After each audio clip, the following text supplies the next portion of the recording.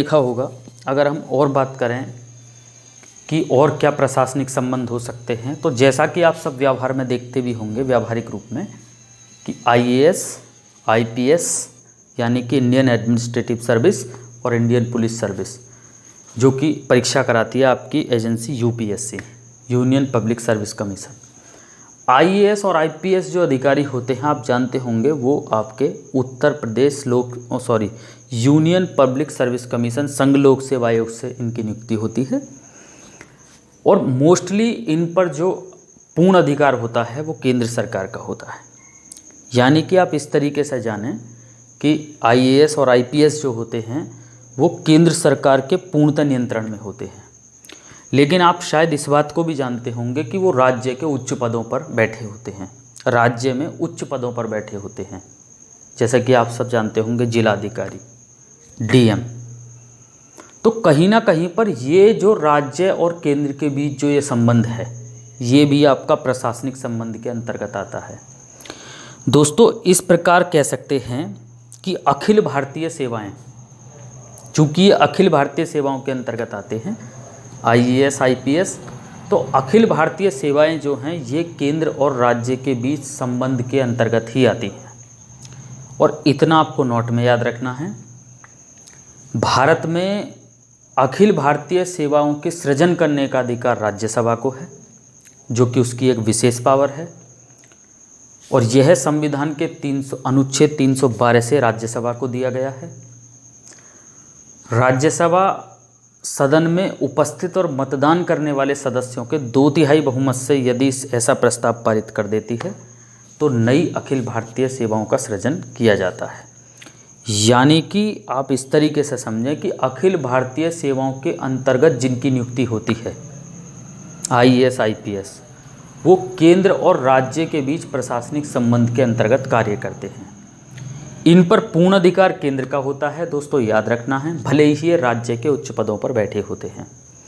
यानी कि ये जो संबंध है ये भी आपका केंद्र और राज्य के बीच प्रशासनिक संबंध है। और इतनी बातें आपके मेरे हिसाब से तो बिल्कुल समझ में आ जानी चाहिए। क्लियर? यदि इतनी बातें तथ्य आपके समझ में आ गया है तो बहुत अच्छी बात है, क्योंकि इस प्रकार के प्रश्न एग्जाम में सीधे तौर पर और बहुत बढ़िया प्रश्न एग्जाम में पूछे जा सकते हैं। वहीं दोस्तों आगे बात करते हैं, ध्यान से सुनेंगे। आर्टिकल 261 जो कि मैंने अभी बताया है, आर्टिकल 263 तक ही प्रशासनिक संबंधों के बारे में है। तो आर्टिकल 261 को ध्यान से सुनें। संघ और प्रत्येक राज्य की सार्वजनिक क्रियाएं तथा न्यायिक कार्यवाहियों को समस्त भारत में, ध्यान से सुनना, समस्त भारत में पूरे विश्वास और पूरी मान्यता प्रदान की जाएगी। यानी कि ये है आर्टिकल 261 में ये कहा गया है, चाहे संघ हो चाहे राज्य हो, उनकी न्यायिक क्रियाएं वगैरह जो है या न्यायिक कार्यवाही जो है या फिर अन्य कोई ऐसी सार्वजनिक कार्यवाही अगर होती हैं तो वो पूरे भारत में समान रूप से लागू की जाएंगी। यानी कि पूरे भारत में वो पूरी विश्वास के साथ, मान्यता के साथ लागू की जाएंगी। आर्टिकल 200 सिर्फ इतना कहता है, आप इसे केवल इतना ही याद रखें, या इसको इस तरीके से याद रख सकते हैं कि पूरा विश्वास एवं पूरी मान्यता। जो भी संघ और राज्य कोई भी न्यायिक निर्णय वगैरह देते हैं या कोई अन्य कार्यवाही करते हैं तो वो पूरी विश्वास और पूरी मान्यता के साथ भारत के किसी भी क्षेत्र में लागू किया जाएगा। ये बात कही गई है 261 में। बात इतनी समझ में आ जानी चाहिए। दोस्तों पुनः कहूँगा, वीडियो अगर आपको अच्छी लगे वीडियो क्लास, तो वीडियो को लाइक ज़रूर करें, साथ के साथ दोस्तों में शेयर करें और उन स्टूडेंटों में शेयर करें, दोस्तों उन स्टूडेंट्स में शेयर करें जो कंपटीशन की तैयारी कर रहे हैं या कॉम्पिटिटिव क्षेत्र में आना चाहते हैं। और साथ के साथ कमेंट करके ये ज़रूर बताइए कि आपको कितना समझ में आया और कितना बेहतर समझ में आया। और अगर आपको कोई कमी लगती है तो उसे भी कमेंट बॉक्स में ज़रूर बताएं। उसके बाद आर्टिकल 262, ध्यान से सुनना है प्रिय दोस्तों, यहाँ से प्रश्न बहुत अच्छे और बन सकते हैं। आर्टिकल 262 क्या है? आपने कई बार सुना होगा कि कावेरी नदी जल विवाद, जैसे कि कावेरी नदी जल विवाद किन दो राज्यों के बीच है? तमिलनाडु कर्नाटक। तो वो जो कावेरी नदी जल विवाद जो दो राज्यों के बीच होता है, या और कोई नदी जल विवाद दो राज्यों के बीच होता है, या जलाशय से संबंधित कोई विवाद दो राज्यों के बीच होता है, तो उन विवादों को निपटाने के लिए या उन विवादों को सुलझाने के लिए जो सिस्टम दिया गया है वो आर्टिकल 262 में है। यानी कि इतनी बात आपके क्लियर हो जानी चाहिए। दोस्तों, एक अधिनियम पारित किया गया था, ये आपको नोट करके याद रखना है, चूँकि मैं इसीलिए कहता हूँ कि आप कॉपी पेन लेकर बैठिए और बहुत महत्वपूर्ण विषय वस्तु को लिखिए। अंतर्राज्यीय जल विवाद अधिनियम 1956। पुनः एक बार ध्यान से सुने, बहुत बढ़िया प्रश्न है। अंतर्राज्यीय जल विवाद अधिनियम 1956, यानी 1956 में एक अधिनियम पारित किया गया। इसके तहत क्या किया गया दोस्तों कि केंद्र सरकार यदि किसी राज्य के बीच में जलों से संबंधित, जलाशय से संबंधित या घाटियों से संबंधित अगर कोई ऐसा विवाद होता है तो उसको निपटाने के लिए न्यायाधिकरण की स्थापना कर सकती है। ये बात भी 262 आर्टिकल में ही कही गई है। अगर आप 262 आर्टिकल को इस तरीके से समझना चाहते हैं तो इस तरीके से समझें कि किन्हीं दो राज्यों के बीच जलाशय से संबंधित अगर कोई विवाद हो जाए, किन्हीं दो राज्यों के बीच घाटियों से संबंधित अगर कोई विवाद हो जाए, नदियों से संबंधित अगर कोई विवाद हो जाए, तो उन विवादों को निपटाने के लिए जो सरकार निपटाती है, जो निपटाने के लिए जो न्यायाधिकरण की स्थापना करती है, वो बात कही गई है आर्टिकल 262 में। और केंद्र और राज्य के बीच जो ये संबंध हुआ, इसे हम कहते हैं केंद्र और राज्य के बीच प्रशासनिक संबंध। जैसा कि आप सब जानते होंगे कि कावेरी नदी जल विवाद है, तमिलनाडु कर्नाटक राज्य के बीच है, तो अंतर्राज्यीय जल विवाद अधिनियम 1956 इसीलिए पारित किया गया। दोस्तों, कई बार पूछा जा सकता है कि अंतर्राज्यीय जल विवाद अधिनियम कब पारित किया गया, तो आपको याद रखना है अंतर्राज्यीय जल विवाद अधिनियम 1956 में पारित किया गया। ये इसीलिए पारित किया गया ताकि अगर ऐसे विवाद होते हैं तो केंद्र सरकार इन विवादों को निपटाने के लिए एक न्यायाधिकरण की स्थापना कर सकती है। बात आपके बिल्कुल स्पष्ट हो जानी चाहिए। यहाँ तक मेरे हिसाब से बात आपके बिल्कुल स्पष्ट हो जानी चाहिए। उसके बाद दोस्तों अंतिम आर्टिकल जो आपको याद रखना है, जो बहुत महत्वपूर्ण है, चूँकि मैंने इस बात को पहले ही बताया है कि संविधान का अनुच्छेद 256 से लेकर और 263 के बीच में जो आर्टिकल हैं वो ही आपके प्रशासनिक संबंध के बारे में हैं।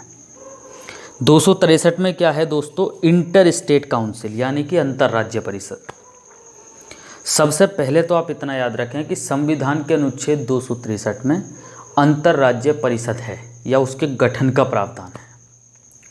दूसरे स्टेप में ये याद रखें कि अंतर्राज्य परिषद की नियुक्ति कौन, उसके गठन कौन करता है, उसके गठन करने का अधिकार किसे है, तो भारत के राष्ट्रपति को है। तीसरे स्टेप में याद रखें कि इसको अंतर सरकारी परिषद भी कहा जाता है, यानी कि इसको अंतर सरकारी परिषद भी कहा जाता है। ये कब गठित होती है?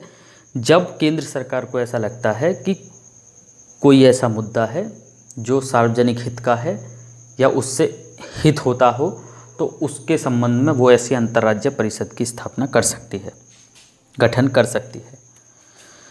भारत में सबसे पहले अंतर्राज्य परिषद का गठन याद रखना है 18 मई 1990 को किया गया था। ये भी प्रश्न एग्जाम में पूछा जा सकता है कि सर्वप्रथम अंतर्राज्य परिषद का गठन कब किया गया था, तो आपको याद रखना 18 मई 1990 को किया गया था। और दोस्तों यहाँ से और क्या प्रश्न बन सकते हैं कि अंतर्राज्य परिषद का अध्यक्ष कौन होता है, तो आप याद रखें अंतर्राज्य परिषद का अध्यक्ष भारत का प्रधानमंत्री होते हैं। और उनके साथ साथ इसमें कौन होते हैं, कई बार ये प्रश्न आपके कथन बेस आधारित पूछे जा सकते हैं। तो सबसे पहले तो आप ये याद रखें अंतर्राज्य परिषद का जो अध्यक्ष होता है वो भारत के प्रधानमंत्री होते हैं। इसमें अन्य 6 कैबिनेट मंत्री भी होते हैं। उसके साथ साथ याद रखना है दोस्तों राज्यों और केंद्र शासित प्रदेशों के मुख्यमंत्री इसके सदस्य होते हैं और केंद्र शासित प्रदेशों के प्रशासक भी इसके सदस्य होते हैं। यानी कि ये सब चीज़ें दोस्तों हमें इसलिए याद रखनी है, कई बार पॉइंट वाइज कथन बेस आधारित क्वेश्चन परीक्षा में पूछे जा सकते हैं।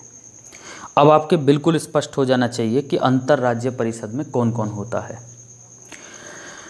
पहले स्टेप में याद रखेंगे अंतर्राज्य परिषद के जो अध्यक्ष होते हैं वो तो भारत के प्रधानमंत्री होते हैं। उसके अलावा 6 कैबिनेट मंत्री होते हैं।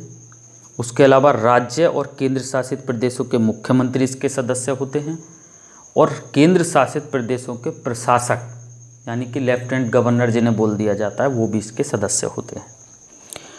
प्रश्न पूछा जा सकता है दोस्तों कि अंतर्राज्य परिषद का प्रमुख कार्य क्या होता है। तो जैसा कि मैंने अभी बताया है कि राज्यों के बीच उत्पन्न विवादों की जांच करना। अगर मान के चलिए 2 राज्य हैं या 3 राज्य हैं, उनमें आपस में कोई विवाद हो जाता है तो उन विवादों की जांच करना और उनको सलाह देना, यानी कि अंतर्राज्य परिषद जो है ये अंतर्राज्य परिषद, इसकी जो प्रकृति है वो आपको याद रखनी है, सलाहकारी प्रकृति है। कई बार पूछा जा सकता है कि अंतर्राज्य परिषद, ध्यान से सुनना है दोस्तों, कई बार पूछा जा सकता है अंतर्राज्य परिषद की प्रकृति कैसी होती है। तो आपको याद रखना है इसकी प्रकृति सलाहकारी है, यानी कि सलाह देने का इसका काम है और साथ ही साथ किन्हीं 2 राज्य या 2 से अधिक राज्यों के विवादों का निपटारा करना भी इसका प्रमुख कार्य है, पूछा जा सकता है।